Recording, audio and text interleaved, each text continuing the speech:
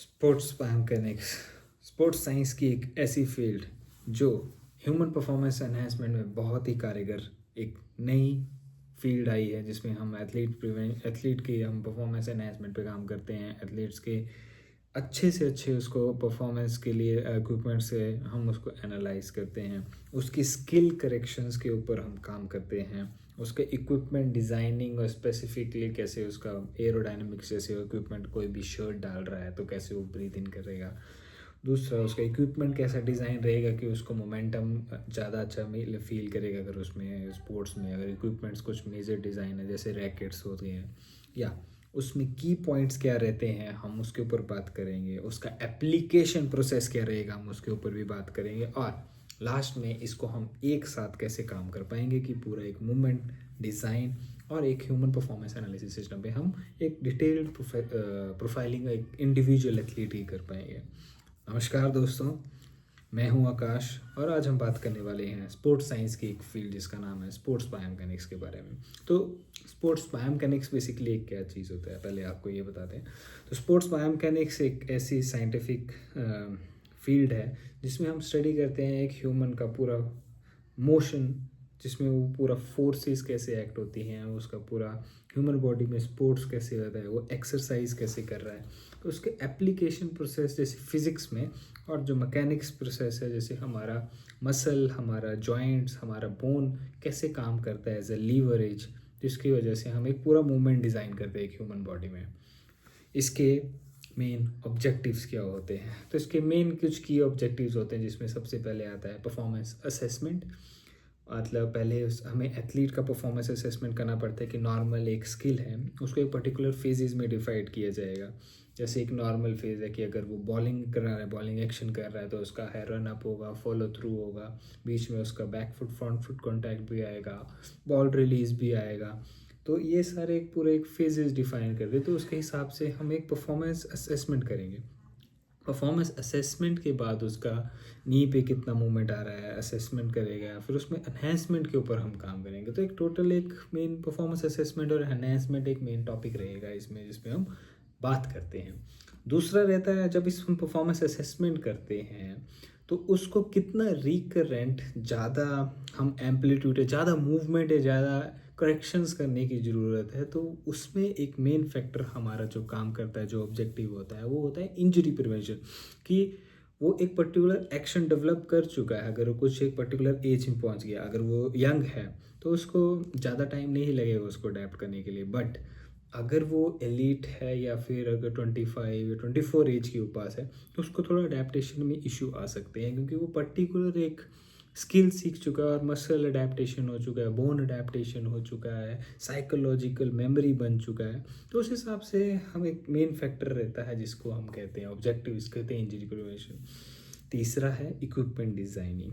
जो एक जैसे आप शूज़, सब ने सुना होगा कि शूज़ किसी को फ्लैट फुट होता है तो अंदर एक कॉन्स डाल के रखने पड़ते हैं, स्पेसिफिकली जो इम्प्लांट्स डालने पड़ते हैं, उसकी वजह से उनका फुट आर्च मेंटेन रहती है। तो स्पेसिफिक चीज़ के लिए हम इक्विपमेंट डिज़ाइनिंग में उसको डालते हैं। अगर उसका रैकेट है, उसका आर्म्स, उसका एंथ्रोपोमेट्री चेक करने के बाद हम उसके आर्म्स के ऊपर हम बात करते हैं कि उसका पर्टिकुलर मूवमेंट एनालिसिस पे उसका कैसा रैकेट होना चाहिए।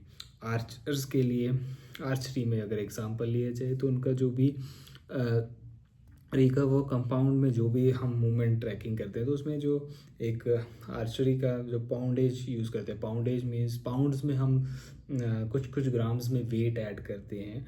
तो उस पर्टिकुलर एथलीट के हिसाब से कि स्टेबिलिटी के लिए या मूवमेंट के लिए वो पर्टिकुलर पाउंडेज है, तो सेम इक्विपमेंट डिज़ाइनिंग में वो हेल्प करता है। चौथा है स्किल एनालिसिस। हम वेरियस वीडियोस रिकॉर्ड करेंगे, हम even 3D motion capture install करेंगे, वेरियस एंगल से हम डेटा लेंगे कि उसका मूवमेंट कैसे रह रहा है, स्कैन करेंगे। दो बेसिकली जो व्यूज़ होते हैं जो आप अपने फ़ोन के साथ भी कर सकते हैं, एक कोरोनल हुआ, एक फ्रंटल हुआ। फ्रंटल और सजाइटल दोनों में भी कर सकते हैं। तो इस वजह से आप ये एनालिसिस कर सकते हैं।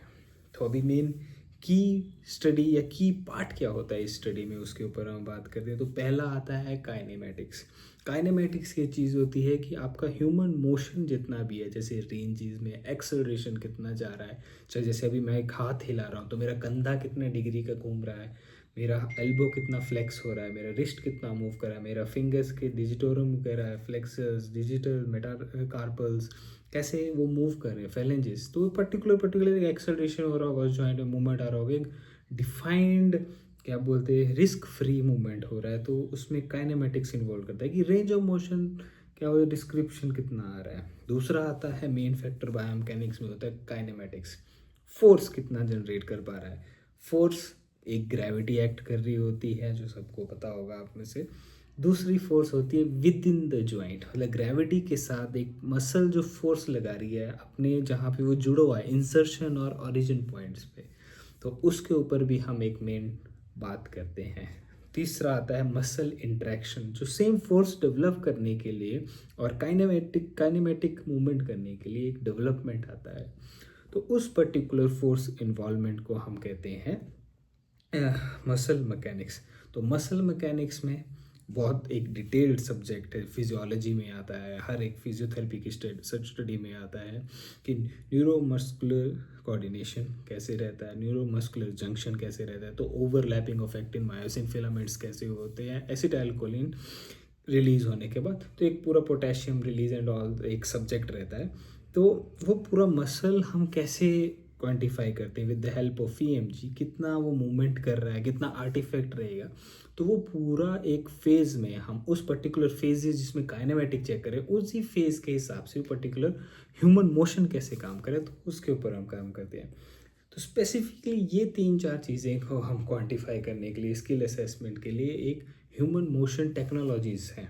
ह्यूमन मोशन टेक्नोलॉजीज जैसे कि एक बायोमैकेनिक्स लैब होगा, इंफ्रारेड 2D कैमरास भी हो सकते हैं, इंफ्रारेड 3D कैमरा भी हो सकते हैं, installation of the various software, जो ये पूरा एक set of data for kinetics, kinematics, inertial measure unit with softwares development, ये सारा एक जगह स्टोर होगा, तो उसको मोशन एनालिसिस टेक्नोलॉजीज को कहते हैं। तो मेन जो की फैक्टर्स आते हैं हमारे, वो आते हैं kinetics, kinematics, human motion capture और मसल एनालिसिस, मसल का मैकेनिक्स बेसिकली हमें। तो अभी मेन एप्लीकेशन पार्ट में आते हैं। तो मैंने आपको आर्चरी का बताया, आर्चरी के डिफरेंट फेजेस रहेंगे, ड्राइंग, बो होल्डिंग, बो क्या बोलते हैं, बो को जब वो उठाता है तो बो रेज, तो various different type of phases आप भी खुद डिफाइन कर सकते हैं। बॉलिंग का जो एक्शन का बताया मैंने, run of, back foot contact, front foot contact, उसके बीच में बॉल, आर्म रिलीज, फिर उसके बाद फॉलो थ्रू, तो ऐसे करके हर एक स्पोर्ट्स में डिफरेंट फेजेस आते हैं। अगर बैट्समैन का दिया जाए तो क्या बोलते हैं, उसका स्टैंडिंग पोस्चर, उसका रिट्रैक्शन ऑफ द एल्बो, फिर उसके बाद उसने क्या बोलते हैं अपना जो फ्रंट एल्बो है वो फॉरवर्ड लेकर आना, फिर बैकवर्ड एल्बो को अपने आप साथ में एक सिंक्रोनाइज्ड वे में उसको फॉलो थ्रू के लिए पूरा एक्शन एक पर्टिकुलर शॉट के लिए करना, तो पूरा आपका एनालिसिस ऑफ एप्लीकेशन बन जाता है बायोमैकेनिक्स को कैसे करेंगे। फुटबॉल में अगर देखा जाए तो किक करने के लिए, जब फुटबॉल को आप किक करते हैं तो आपको एक फुट पे आपको वेट मेंटेन करना पड़ता है, तो उसका काइनेमेटिक एंगल्स कितना रह रहा है, एंकल फुट का हिटिंग एंगल क्या है फुटबॉल का, वो भी एक डिफाइन रहता है सेम। अब साइकिलिंग का एग्जांपल लिया जाए, साइकिलिंग में लेफ्ट और राइट फुट का कितना साइक्लिक रिदम मेंटेन रख पाते हैं। रनिंग में अगर एग्जांपल लिया जाए तो रनिंग में उसका पर्टिकुलर स्पीड के हिसाब से उसका कितना कैडेंस, मतलब स्टेप लेंथ, दोनों पाँव कितनी दूरी में रखे हैं, कितना स्टेप है 1 मिनट में, उसको कैडेंस हम उस पर डिफाइन करते हैं। तो एक सम टोटल इन रिहेबिलिटेशन में भी इसको हम यूज़ करते हैं कि जब इंजरी होता है तब एसिमेट्रीज चेक करते हैं कि अगर राइट पाँव में लगी है तो लेफ्ट पाँव का राइट पाँव पे इंडिविजुअल एथलीट पे वो कैसे काम करता है। तो इन कंक्लूजन इस सब के टॉपिक के बारे में हम आपको एक बताते हैं कि बायोमैकेनिक्स एक फील्ड है जो ह्यूमन मैकेनिक्स का मोशन को कैप्चर करती है। इसके ऑब्जेक्टिव्स है performance analysis, performance enhancement, equipment designing और स्किल एनालिसिस जो मेनली है। तो इसके की पॉइंट्स क्या रहते हैं, काइनेटिक्स, काइनेमेटिक्स और मोशन एनालिसिस सिस्टम। इसकी वेरियस टेक्नोलॉजीज़ भी हैं। इसका एप्लीकेशन पार्ट हर एक स्पोर्ट्स में फेजेस के हिसाब से हम डिफाइन करते हैं। हर एक फेज़ का अलग मोटो रहता है। हर एक स्पोर्ट्स में हर एक इंडिविजुअल का डेटा भी डिफर रहता है। तो इंडिविजुअल टू इंडिविजुअल एनालिसिस भी होता है, इंडिविजुअल टू अनदर पर्सन भी एक एनालिसिस हम इस पर डिटेल्ड में करते हैं। तो इसका जो कंक्लूजन पार्ट में हम आते हैं कि बायोमैकेनिक्स एक ऐसी फील्ड है एडवांसमेंट के लिए जो आपको वीडियो एनालिसिस के थ्रू आपका पूरा ह्यूमन मोशन कैप्चर सिस्टम और हमारा पूरा मोशन आपको हम डिटेल्ड में बता सकते हैं इंडिविजुअल टू इंडिविजुअल। हाँ, ये थोड़ा कॉस्ट इफेक्टिव नहीं है, it is a costly system. इसके अलावा ये आपको पूरा डिटेल्ड में आपके acceleration, force, velocity, muscle recruitment कितना हो रहा है, उसके साथ साथ एक डिटेल्ड आपका रिसर्च प्रोस्पेक्टिव से आपके ऊपर एक बहुत अच्छे से डिटेल्ड काम कर सकता है। और ज़्यादा ऐसी खबरें जानने के लिए, न्यूज़ जानने के लिए हमारे साथ लाइक, शेयर और सब्सक्राइब बटन ज़रूर दबा के रखें। तब तक के लिए मिलते हैं अगले वीडियो में। तब तक के लिए धन्यवाद।